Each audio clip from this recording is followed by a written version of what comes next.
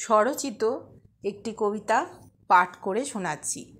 কবিতাটির নাম আমি নারী।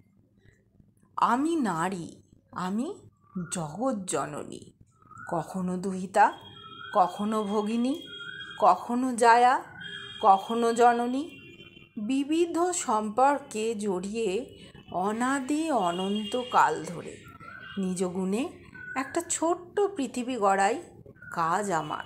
আমারই জঠরে জন্ম পুরুষ শক্তির, আমারই আঁচড়ের স্নেহ মমতায় বিকশিত হয় আগামী প্রজন্ম। নারী আমি, সব পারি, আমি যে সর্বংসহা। কখনো আমি দুর্গা, কখনো কালী, কখনো বীরাঙ্গনা, প্রয়োজনের তাগিদে আমি আবার বারাঙ্গনা। আমি আবার ছলনাময়ী, লাস্যময়ী, স্বপ্নহরণকারী, কখনো বা রহস্যময়ী, কবির ছন্দবন্ধে। কত স্বপ্নের বিসর্জনে তুমি পুরুষ পাও শান্তি।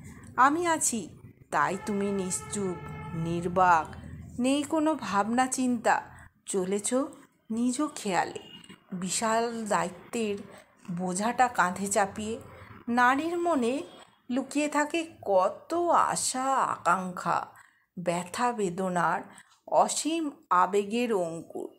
কখনো তা প্রস্ফুটিত হয়ে সুগন্ধি ছড়ায় না বাতাসে, চিরকাল মুক্তি বুঝে সহ্য করায় নারীর ভূষণ।